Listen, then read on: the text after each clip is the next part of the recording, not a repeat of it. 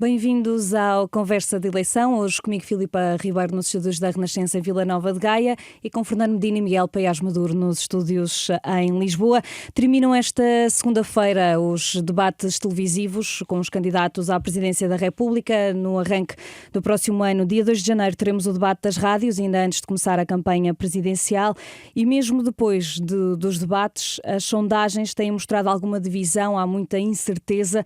Na última conhecida hoje publicada da Pitagórica para o JN, TSF, TV e CNN, Luís Marques Mendes é colocado na frente, segue-se António José Segura, André Ventura, depois Henrique Gouveia Melo, sendo que André Ventura é o candidato que mais cresce e até na semana passada nas sondagens publicadas pela SIC Expresso seguia em vantagem.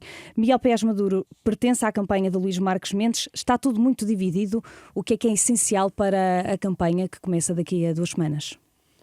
Eu acho que o essencial é consolidar aquilo que permitiu ao Dr. Luís Marques Mendes, neste momento, liderar as sondagens, que é a percepção junto dos portugueses e corresponde ao seu percurso político e à sua vida depois da política, sendo que permaneceu presente no nosso espaço público, de alguém que é uma pessoa moderada, centrista, capaz de construir pontes, num contexto político cada vez mais fragmentado e muito polarizado, como é aquele que temos hoje em dia. Penso que essas são as qualidades fundamentais que nós necessitamos para um Presidente da República no próximo mandato, atendendo à realidade política que vivemos em Portugal, mas também ao contexto internacional, que é um contexto cada vez mais incerto e que traz instabilidade a partir de fora, e, portanto, nesse contexto, penso que é necessário um Presidente da República que conheça muito bem como funciona o sistema político, mas que seja também alguém moderado e capaz de se relacionar com diferentes atores políticos e de fazer pontes entre esses diferentes atores políticos. E o fundamental para Marcos Mendes, na minha opinião, é precisamente consolidar essa imagem junto do eleitorado, que eu penso que é uma imagem que boa parte do eleitorado já lhe reconhece. Fernando Medina, hoje António José Segura aparece com uma vantagem e uma mínima possibilidade de ir à segunda volta nas eleições presidenciais. Considera que ainda há tempo para a esquerda se unir em torno desta candidatura? Sim, considero que sim. Eu não leria esta sondagem isoladamente das outras sondagens. Nós temos tido sondagens bastante díspares do ponto de vista da ordem, mas sobretudo da dispersão de resultados. Isto é, sondagens que dão resultados muito próximos dos principais candidatos, sondagens que dão diferenças maiores dos resultados entre os vários candidatos. Isso, em minha opinião, traduz que que ainda não há um sentimento firme e totalmente consolidado do sentido de voto para o próximo dia 18 de janeiro. Nós vamos entrar agora, fim dos debates, numa fase mais intensa da campanha eleitoral, uma campanha eleitoral que é sempre, vai ter esta interrupção do Natal, depois ali menos que a meio gás entre o Natal e o Ano Novo, e depois entre o Ano Novo vamos ter ali, e o dia 18, uma quinzena muito intensa, onde os portugueses vão ser chamados à decisão, e creio que todos os candidatos estão a apostar muito nesse período. Talvez desta pré-campanha, Filipe, se me permite só, talvez desta pré-campanha, o dado que eu retiro, que é o dado mais relevante, é a queda muito significativa de Gouveia Melo na posição das sondagens, porque ele partia à frente em todas as sondagens no início desta pré-campanha, até a apresentação de todos os candidatos, largamente à frente, todos eles, como vencedor indiscutível, e neste momento creio que não há uma única sondagem que o esteja a apontar como vencedor das eleições à primeira volta. Que postura, ia-lhe questionar isto, que postura é que deve ter também António José Seguro nesta campanha presidencial, uma vez que, tendo em conta todas as sondagens, a esquerda parece estar um pouco mais fragilizada e em desvantagem? Como digo, eu atribuo isso a um certo sentido de ainda indefinição relativamente ao sentido de voto. É preciso ver onde serão distribuídos os votos que o Almirante Gouveia Melo está a perder, ou as intenções de voto que está a perder. Volto a recordar, ele estava a liderar todas as sondagens por larguíssima margem. 15, 20, 25 pontos, algumas até mais, face ao candidato que ficaria em segunda posição, e agora creio que não há uma única sondagem que diga que o Melo à frente. E depois algumas colocam-no em segundo, outras em terceiro, outras em quarto, outras até abaixo do quarto lugar. E por isso, estas intenções de voto estão a dividir-se por onde? E eu creio que há uma parte que está a consolidar o que é o regresso à sua base natural, que era André Ventura, por isso o candidato antissistema, a recolher esses votos, e há outra parte importante que está a ir para a abstenção ou para os indecisos, isto é, aqueles que dizem que ainda não sabem em quem vão votar. E é aí que António José Seguro deve procurar eleitorado? Sim, eu julgo que vai haver uma tendência nas próximas semanas a uma certa concentração de voto em António José Seguro, que tem feito uma boa campanha, sem erros, necessita, no fundo agora, de prosseguir acentuando os caráteres da diferenciação, os elementos da diferenciação, nomeadamente o facto de ser alguém com um historial de pertença à esquerda, ao centro-esquerda portuguesa, à social-democracia portuguesa, e no fundo ter essa capacidade de agregar, que eu creio que os eleitores dos outros partidos à esquerda e os próprios partidos que apoiam outros candidatos à esquerda terão que refletir no erro que podem estar às portas de cometer nesta primeira volta, que é perante sondagens que dão resultados muito, muito baixos, quer a Catarina Martins, quer ao candidato do LIVRE, quer ao candidato do PCP, se vale a pena insistir nestas candidaturas que depois, ao invés de afirmarem a posição do partido político, não é? A única consequência que vão ter é perderem, retirarem possibilidade de António José Seguro, de um candidato centro-esquerda, passar à segunda volta, e a segunda consequência que ter é que vão piorar as condições do partido. Isto é, Catarina Martins com 2,5% só vai piorar a situação do Bloco, não a vai melhorar.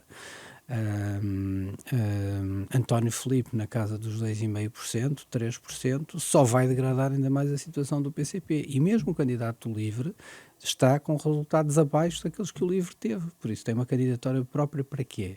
Para afirmar o partido? Não é. É para baixar o score do partido, não. Ainda sobre as eleições presidenciais, esta tarde foi decidido pelo Tribunal que André Ventura irá ser obrigado a tirar os cartazes que faziam referência à comunidade cigana. André Ventura já veio falar de um dia mau para a democracia. Miguel Paiás Maduro, foi esta a decisão do Tribunal acertada?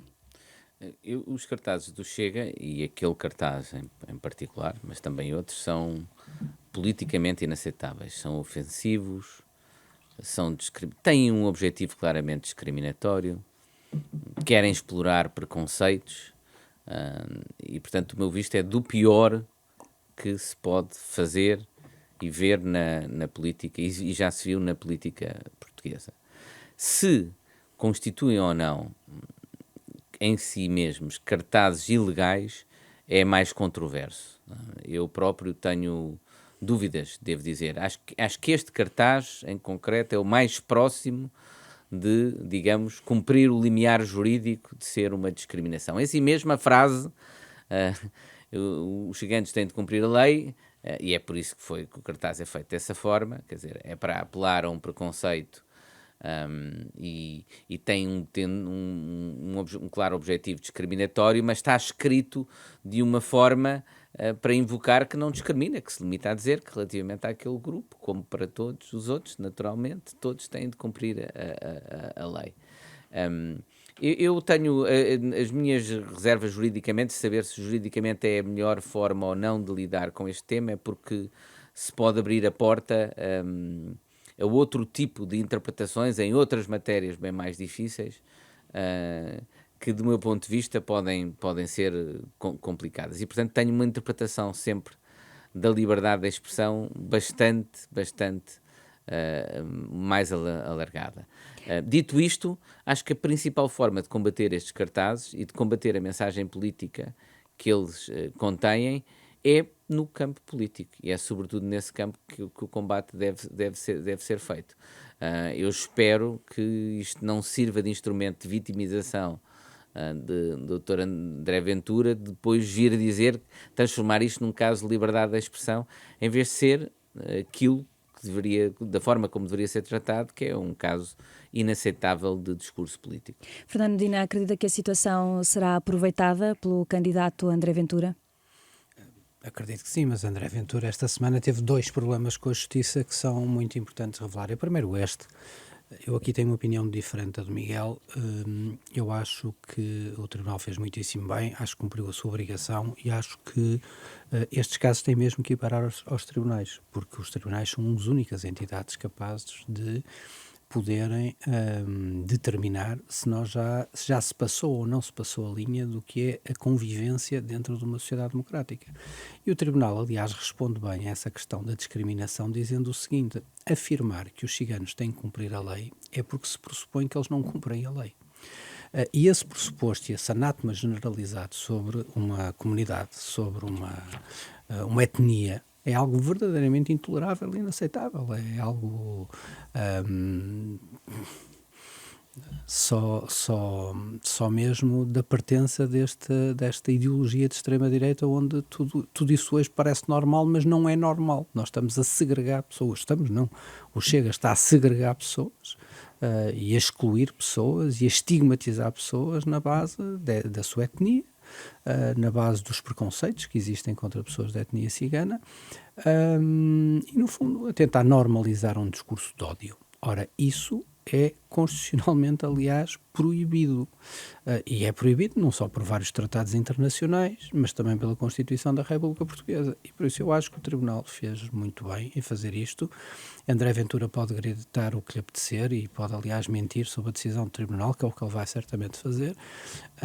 É o seu usual, que não retira nada do que é a importância desta decisão, que eu quero, aliás, reconhecer esta importância.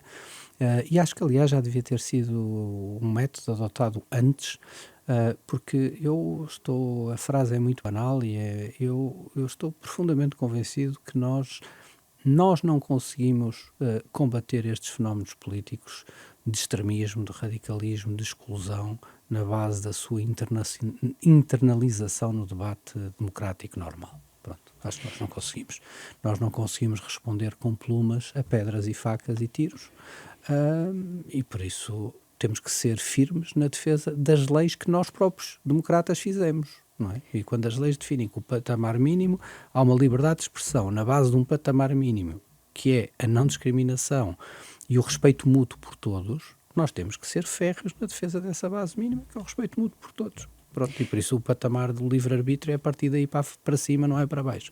O segundo caso, Filipe, só para dizer mais importante, sim, só para terminar, é que foi a detenção pela Polícia Judiciária de um candidato do Chega, mais um, já é o terceiro dirigente ou candidato do Chega envolvido numa situação de pedofilia. Eu acho que importava, aliás, observar bem o que é que se passa no Chega, não é normal sequer o número de pessoas que estão envolvidas nesta prática absolutamente hedionda, e aliás confrontar também André Ventura por isso. Por que razão é o Chega o albergue de tantas pessoas com abraços com a justiça, primeiro ponto, e em segundo lugar abraços com a justiça relativamente a crimes tão hediondos como a pedofilia.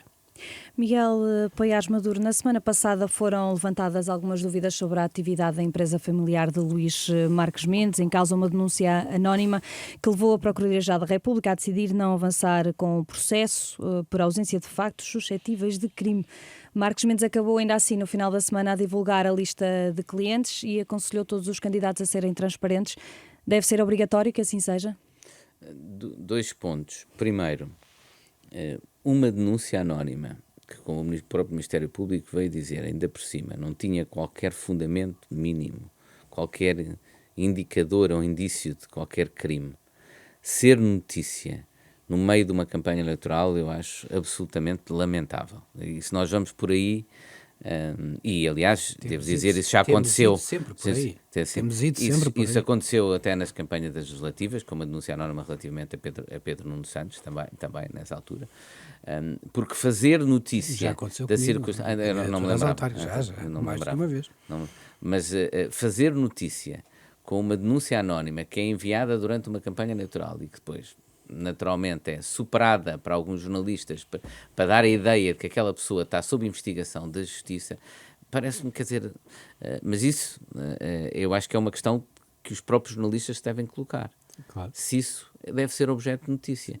Ou se, ao fazerem disso objeto de notícia, não estão eles a deixar-se instrumentalizar por determinadas forças ou correntes políticas. E acho que isso é realmente profundamente criticável.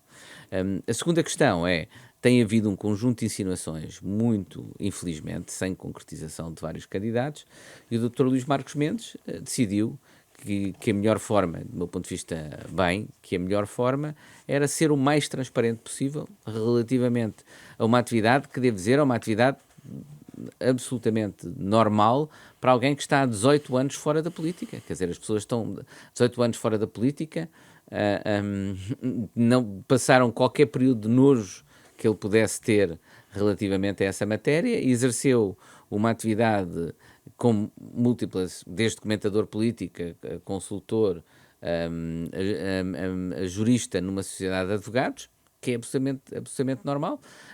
Infelizmente têm existido essas insinuações de vários candidatos e ele decidiu responder a elas, demonstrando que estava disponível para o máximo grau de transparência possível e desafiando os outros candidatos a terem essa mesma transparência que ele teve.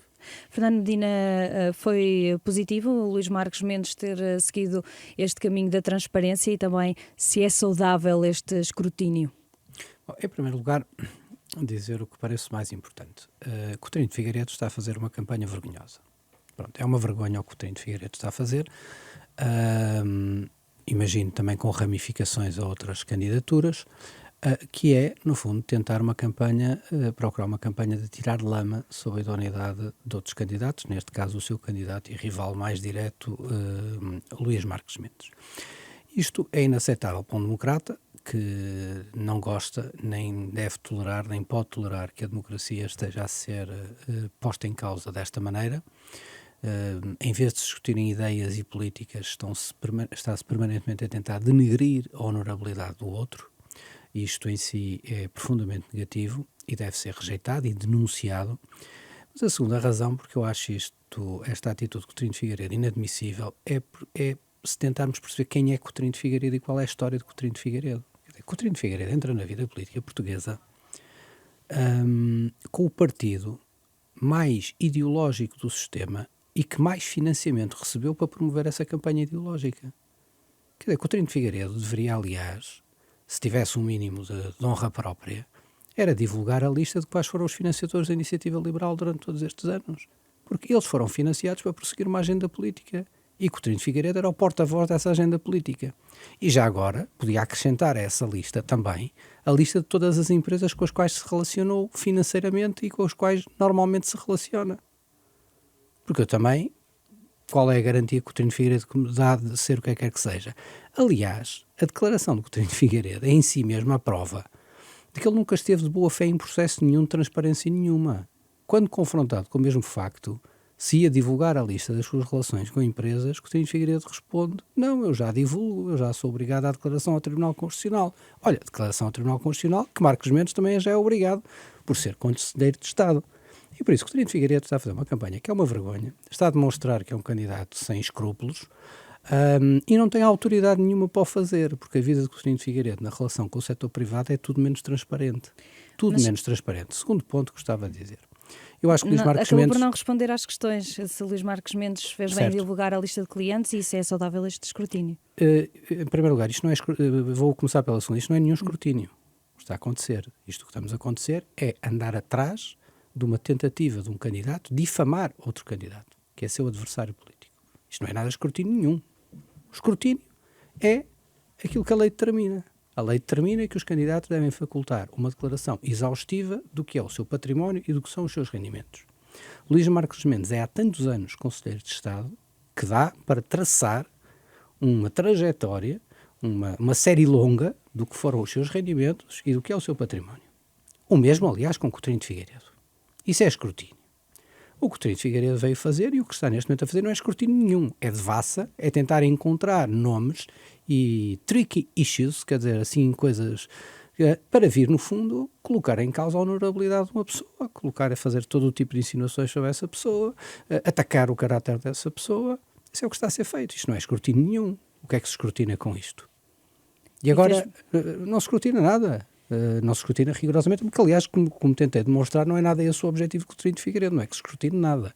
É lançar insinuações e tentar, porque estas coisas, ó Filipe, isto sabe-se tão bem como é que estas coisas se fazem. Olha, isto começa assim. Lança-se uma denúncia anónima no Ministério Público. A seguir, informa-se o jornalista da denúncia anónima. O jornalista vai perguntar ao Ministério Público: foi feita uma denúncia anónima sobre fulano tal? E o Ministério Público responde sim. Porquê? Porque é obrigado a responder que sim, que a recebeu. Felizmente, aliás, o Ministério Público desta vez foi exemplar, foi arrumar esse tema logo de uma só vez. Pergunta a seguir: mas então o senhor, por uma questão de transparência, divulga as coisas. E a comunicação social faz aqui um papel absolutamente instrumental. Eu aqui sou mais claro repito, mas sou mais claro daquilo que o Miguel disse. A comunicação social decidiu, sempre, nestes casos todos, sempre que eles se colocaram, decidiu objetivamente uma parte da comunicação social, não toda, mas uma parte importante da comunicação social, ser instrumentalizada pelos caluniadores. Que é, no fundo, dizer, à boleia do dito conceito da transparência e do escrutínio: bom, nós vamos divulgar que há uma denúncia anónima, nós vamos divulgar que houve um caso na Justiça, nós vamos depois pedir uma lista 20 vezes, vamos depois olhar para cada uma das empresas. A denúncia anónima é transformada depois na notícia em pessoa X está a ser investigada. Não, claro. Que é mais ainda... Certo, este caso, aliás, foi só uma exceção, e aqui é bem do Ministério Público, ao contrário de todos os casos, até este, que eu me recordo. Sim, o Ministério Público diz que não há aqui qualquer indício de estar arquivado. Mas eu, por exemplo, pessoalmente, na campanha de 2017, nas autárquicas de 2017, fui alvo de uma denúncia anónima, que vim depois, uns anos depois, a perceber que tinha sido feita diretamente por pessoas ligadas ao CDS, mas que em conivência com um grupo imobiliário importante na cidade, a quem a Câmara tinha chumbado um projeto imobiliário. E por isso que, por vingança, decidiram fazer aquele tipo de insinuação. Infelizmente, na altura, o Ministério Público não respondeu como respondeu hoje. O que é que o Ministério Público fez saber? Fez saber a 15 dias das eleições, à resposta de um jornalista em busca da verdade, não é? Compreenda-se a ironia, embora seja difícil pela rádio, responder à pergunta: mas há uma investigação? Sim, vamos abrir um inquérito. Bom, passaram-se 8 anos, não houve inquérito nenhum, não houve nada, não se passa rigorosamente nada sobre o tema em causa. Mas é esse o mecanismo, não é? Como ele funciona. E por isso... Mas aqui parece-lhe que o Luís Marcos Mendes resolveu bem o assunto também? Eu vou-lhe ser muito franco. Eu não teria resolvido o assunto dessa forma. Eu acho que o Luís Marcos Mendes é obrigado, como a lei determina, como Coutinho de Figueiredo é obrigado, e aliás já agora sugeria a todos, de forma muito pedagógica, a leitura da lei dos titulares de cargos políticos e altos cargos públicos, que tem uma linha que diz que, além dos cargos políticos serem este, equipara a esses cargos políticos os candidatos presidenciais. Isto é, os candidatos presidenciais que já são titulares de cargos públicos têm que apresentar uma declaração ao Tribunal Constitucional, onde têm que expressar o seu património, os seus rendimentos e a sua declaração de interesses face aos 3 últimos anos. Aqueles que não pertencem, não eram obrigados a isso, como António José Seguro, têm que entregar essa declaração, que António José Seguro já fez. Certo? No caso de Luís Marques Mendes, por exemplo, ele deve ter, 10 anos de declarações. Não me recordo quantos anos esteve no Conselho de Estado. Querem escrutínio, um órgão de comunicação social vai ao Tribunal Constitucional, declara o interesse e fiscaliza. Na minha opinião, aquilo que o Luís Marques Mendes fez não era necessário, não era exigível e, como digo, não contribui para nenhum escrutínio. A única coisa que contribui é para alimentar uma campanha de calúnias que é liderada por Coutinho de Figueiredo. Ainda sobre empresas familiares, na semana passada o Ministério Público decidiu arquivar a investigação à Spinum Viva, a empresa familiar de Luís Montenegro.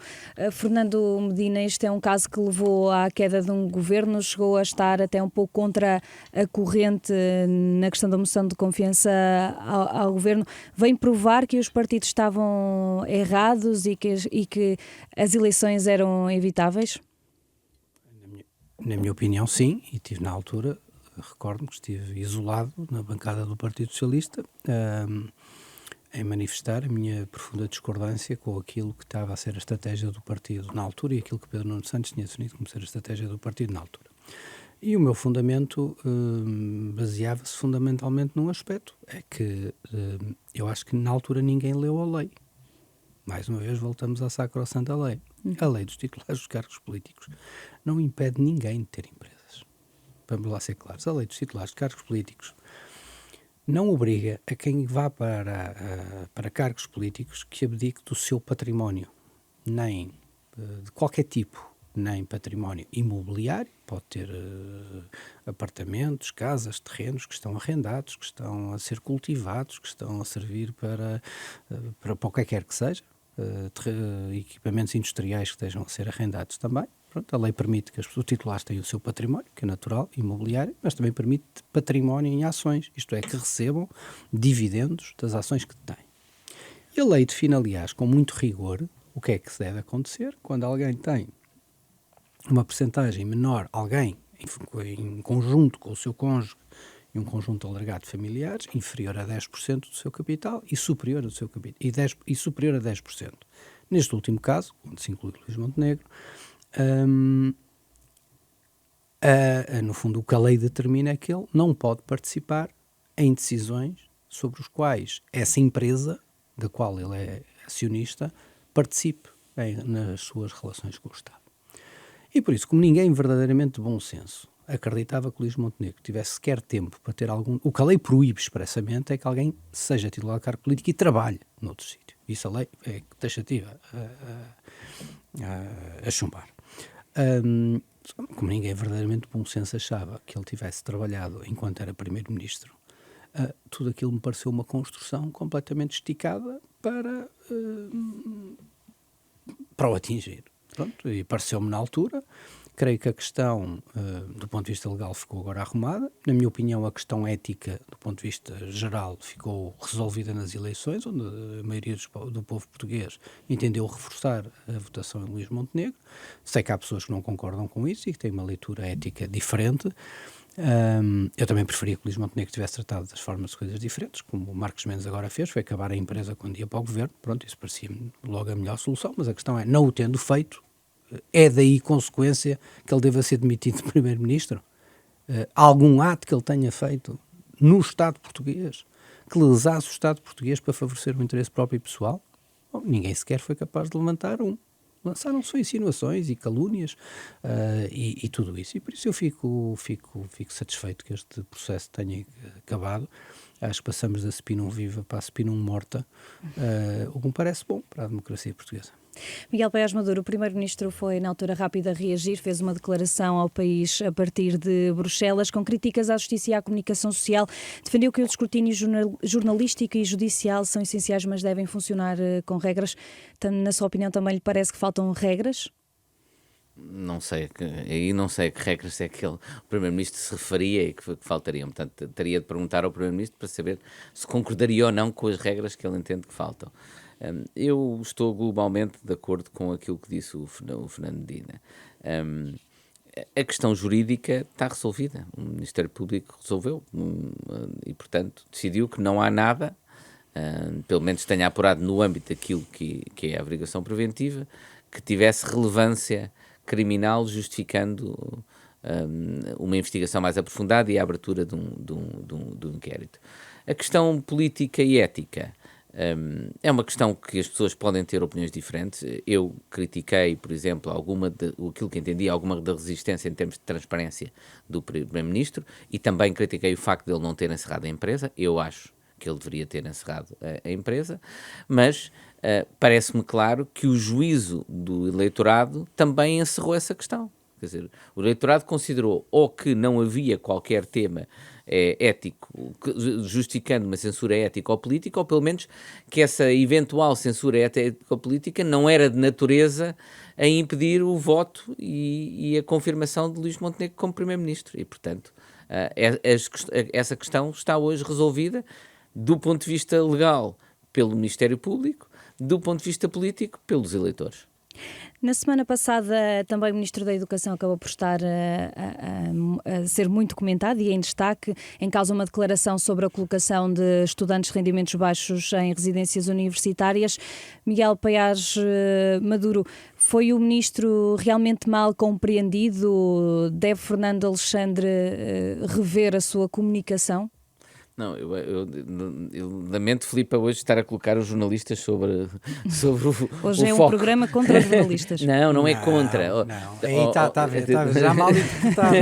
Já mal interpretada. Que isto é? Não confundir escrutínio dos jornalistas, também necessitam com ser contra. Exatamente, mas é bom, aliás, notar aqui um aspecto. Não é Filipe, naturalmente, mas é só notar aqui um aspecto, que é a rapidez com que o jornalista dispara, não é, uma bala e dizendo isto é escrutínio. E há menor questão que seja levantada sobre um jornalista, dizem logo todos estão a atacar o jornalismo. Estão a atacar o jornalismo. Eu diria que se os jornalistas estivessem na vida política não aguentariam 3 dias. Não, mas neste caso, Fernando Alexandre foi mal compreendido, deveria ter uma comunicação mais clara? A questão é a seguinte, primeiro, já agora, um registro de interesse, eu sou amigo pessoal do Ministro da Educação. Mas acho realmente que neste caso, sobretudo, aquilo que aconteceu não é responsabilidade dele, não é responsabilidade do Ministro. Na verdade, ouvindo as declarações completas, e aliás confirmado por todas as pessoas que lá estiveram, não era de todo o sentido das palavras dele. Portanto, aquilo que aconteceu foi que quem fez aquela peça jornalística, eu não tenho a certeza, já ouvi várias de onde é que surgiu a primeira, embora também é um caso muito interessante, porque surgiu num lado e depois a partir daí o resto dos órgãos de comunicação social começam a assumir que aquilo é a leitura correta do que o Ministro disse. Aquilo que aconteceu foi uma transmissão truncada da declaração do Ministro, que dava a entender, permitia uma determinada leitura, porque ela foi truncada, porque só foi transmitido parte do que ele disse. E portanto, a partir agora, porque é que eu não acredito, também não tenho teorias de conspiração, que o jornalista que fez isso queria atingir politicamente o Ministro ou era motivado por qualquer coisa política. O que é este impulso de se eu pegar só nesta parte da declaração, isto vai ser muito mais interessante do ponto de vista mediático. Exatamente. Isto vai ter os clickbaits. Os clickbaits. E portanto isto vai atrair, e a partir daí cria-se. Mas eu acho que isto deve merecer uma reflexão, porque se os jornalistas começam a fazer isso, então estão a reproduzir o modelo das redes sociais. Já começaram há muito tempo, quer dizer, isso acontece. Nós, mais uma vez, hoje parece uma coisa de uma sessão de terapia de política. Eu lembro-me, uma das coisas que mais me chocou no início da minha carreira política. Bem em alguns políticos também aqui, lembro-me foi quando estava como ministro, uma manchete de um jornal, de uma entrevista que eu tinha dado, que era uma leitura, do meu ponto de vista, completamente distorcida daquilo que eu tinha dito, mas o jornalista até podia dizer que era a sua leitura. Eu acho que era uma leitura completamente distorcida. Mas estava colocado como uma frase entre aspas, como se eu tivesse dito aquela frase, que eu nunca tinha dito. E, portanto, este tipo de coisas acabam por colocar em causa depois o valor do jornalismo. Eu acho que há aqui uma reflexão a fazer também pelos mídias. Temos, aliás, que considerar uma coisa que também não é justo tratar o jornalismo como o jornalismo. Há bons e maus jornalistas. Exatamente. Alguns maus. Partilha desta opinião, neste caso do Ministro da Educação. Eu tenho aqui uma opinião ligeiramente diferente. Em primeiro lugar, eu acho que Fernando Alexandre tem que ter mais cuidado na forma como se exprime, porque saber comunicar com o país é, diria eu, um skill básico, uma competência básica de um ministro, de um membro do governo. Não é um acessório, não é uma coisa que uns podem ter e outros não ter, não. A sua função envolve uma grande capacidade de comunicação com o país. E Fernando Alexandre, eu digo isto não é por esta última etapa, é porque ele já por 3 ou 4 vezes ao longo deste mandato originou ele próprio problemas por causa da sua dificuldade de comunicação. Isso deve o fazer refletir, porque naqueles basic skills que ele deve gostar muito de desenhar para impor aos alunos pequenininhos, Quer dizer, ele também tem umas, não é? Que tem que cumprir, é saber falar bem, comunicar diretamente, sem ambiguidades, etc. Segundo lugar, é evidente que aquilo que o Ministro disse não tem relação com aquilo que foi trazido cá fora, embora ele o devesse ter explicado, e não o explicou no contexto. Eu assisti à declaração na sua versão bastante mais alargada, e é claro que nada tem a ver com aquilo que se tentou depois trazer cá para fora. Nunca na cabeça dele esteve essa questão de que alunos meios mais favorecidos são vândalos sobre instalações públicas, não era nada disso. Aliás, a expressão que ele teve é bastante à esquerda, no sentido, quer dizer, quando um sistema público passa a ser um sistema para pobres e não um sistema de direitos sociais que é para todos, obviamente que esse sistema fica mais desprotegido e mais fragilizado sobre as suas capacidades de financiamento futuro. O que eu gostava de Aliás, sublinhar... já agora o próprio Fernando Alexandre foi um aluno desfavorecido, viveu em residência. Numa residência, portanto, ele estaria a dizer mal de si próprio. Mas aí o problema está no sistema, não é? Porque é de ter, lá está, feito referência aos alunos desfavorecidos. Não, mas a expressão que o Fernando Alexandre usa é uma expressão muito usada na política, que corresponde a uma análise de ciência política vasta sobre a realidade, que é, se eu tiver um sistema de saúde, uma coisa é eu ter um sistema de saúde que abrange todos os cidadãos, certo?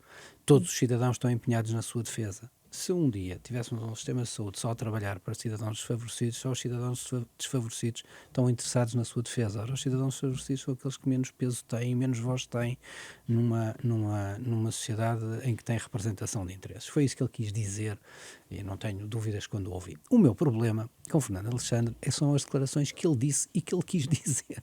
Esse é que é o meu problema. Primeiro, esta afirmação de que um sistema para pessoas mais vulneráveis é um sistema mais fragilizado pode ser dito por toda a gente, exceto pelo político que tem a responsabilidade de determinar que isso assim não seja. Porque depende da sua ação determinar: eu quero reforçar muito o financiamento de recuperação de infraestruturas de cantinas e residências universitárias, eu quero expandi-las, eu quero ter aqui verbas para a sua recuperação. Isto é, está nas mãos de Fernando Alexandre precisamente evitar os riscos verdadeiros, atenção, sublinho, verdadeiros, que Fernando Alexandre identifica. Por isso é nas mãos dele de evitar o risco que ele diz que há. Segundo ponto que para mim parece mais importante. Para terminar. É para terminar, mas é que talvez nós devíamos ter começado por aqui. É qual é o conteúdo da política em vez de estarmos a discutir o Fediver. Porque, e Fernando Alexandre também ganhava em deixar de se tentar vitimizar e discutir o seu conteúdo. É que aquilo que Fernando Alexandre diz é o desejável no mundo ideal, quer dizer, que tenhamos cantinas, que tenhamos residências que sejam interclassistas, não? Só que isso ele tem que ter consciência, e o problema é que ele tem consciência, de que aplicar essa política na situação atual é reduzir brutalmente a cobertura deste tipo de equipamentos para as populações mais vulneráveis. Porquê? Porque nós não temos quantidade de lugares suficientes. Porque se nós disséssemos, nós temos quantidade de lugares suficientes que dá para as classes médias que se decidirem escolher e dá para os mais vulneráveis que se decidirem escolher ir para as residências universitárias, era um caso. Como nós não temos lugares suficientes, quando nós partilharmos os lugares que vão para os mais vulneráveis com as classes médias, quem é que vai ficar sem lugar? Vão ficar sem lugar precisamente os mais vulneráveis. E por isso a política que Fernando Alexandre quer fazer é uma política que não é possível de fazer sem risco de um aumento da exclusão dos mais vulneráveis que precisam de ser protegidos antes de qualquer outro, nomeadamente dentro da situação de um objetivo de igualdade de acesso ao ensino superior. Fica a nota, seriam necessárias talvez mais lugares nas residências universitárias para esta solução. Fernando Medina, Miguel Paiás Maduro, muito obrigada. Espero que tenham um bom Natal e uma boa passagem de ano, assim como os ouvintes do Conversa de Eleição. Nós vamos regressar também depois. Para si, Filipe. Bom Muito Natal, obrigada. E garanto que não foi por não estar presente que desta vez fomos houve aqui críticos. algum aproveitamento. O Conversa de Eleição regressa depois das festas em janeiro, já no arranque das eleições presidenciais. Até lá.